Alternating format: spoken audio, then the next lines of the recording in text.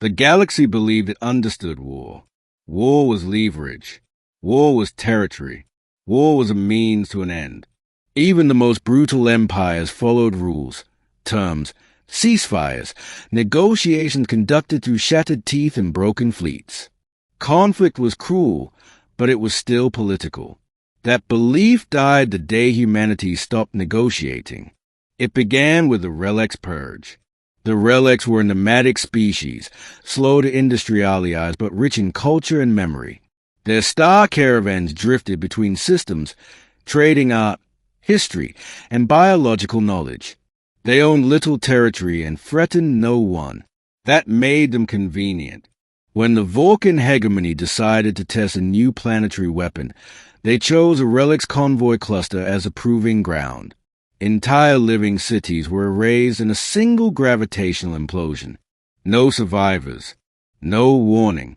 The Vulcans issued a statement hours later. An unfortunate weapons malfunctioned during routine testing. The Galactic Council convened immediately.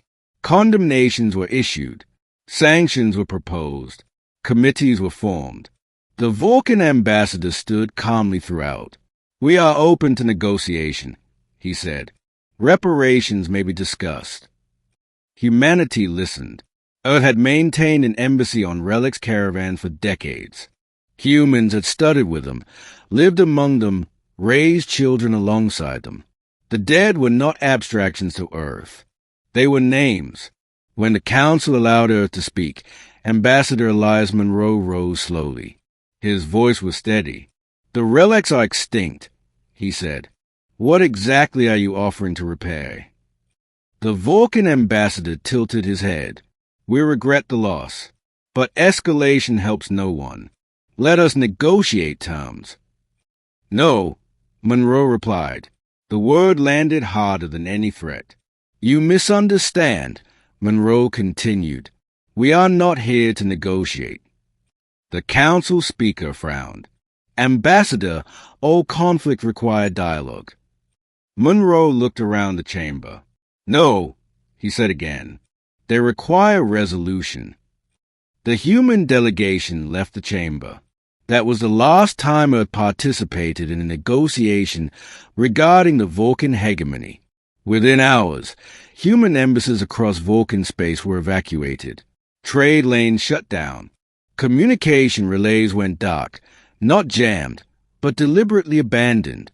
Then the fleets moved. The Vulcans detected them early.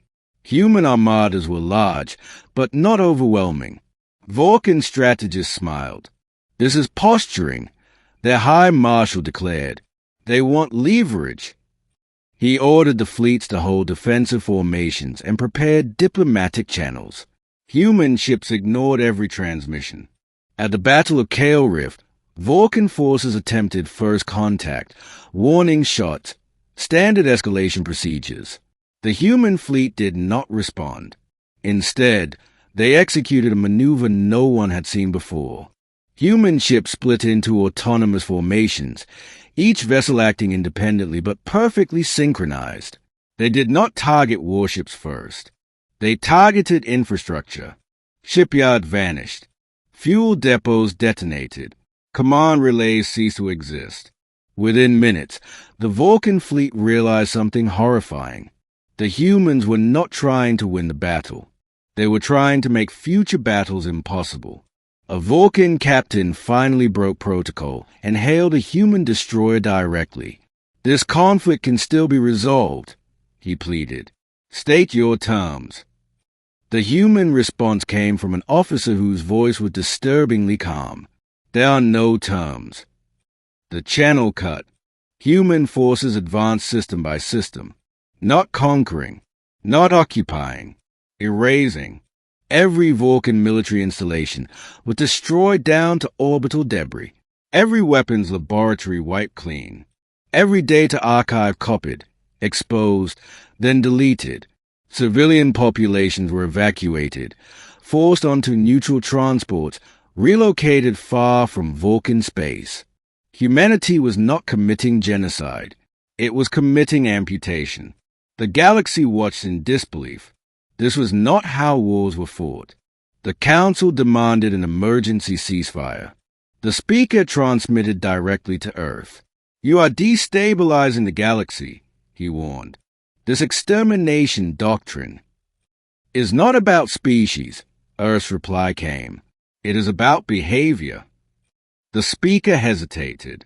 "Then what outcome do you seek?" The response was immediate. "We seek an end."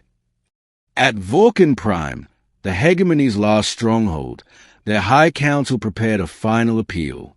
"We surrender," the High Marshal announced publicly.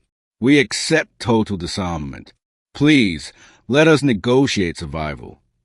Human fleets surrounded the system. They did not fire for 3 days. Then a single human vessel advanced and transmitted a message galaxy-wide. "You tested annihilation on a defenseless people. You called it an error. This is correction." Human strikes followed, not chaotic, not enraged, methodical. Vulcan Prime's military core collapsed.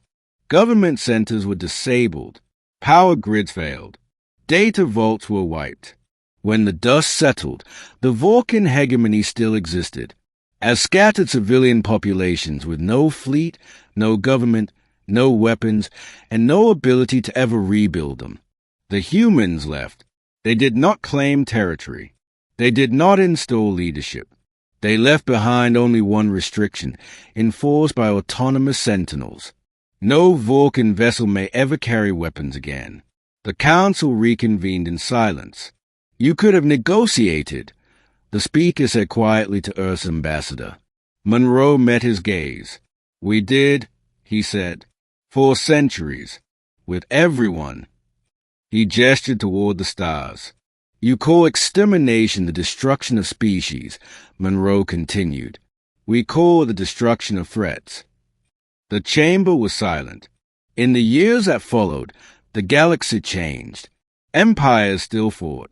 Disputes still flared. Politics remained ugly. But one rule became absolute. If humans arrived at the table, negotiation was still possible. If humans stopped answering calls. If they stopped proposing terms. Then the galaxy knew this was not a war. It was a cleanup. And the day humanity decided you were beyond negotiation, the galaxy learned. Humans do not bargain with extinction. They end it.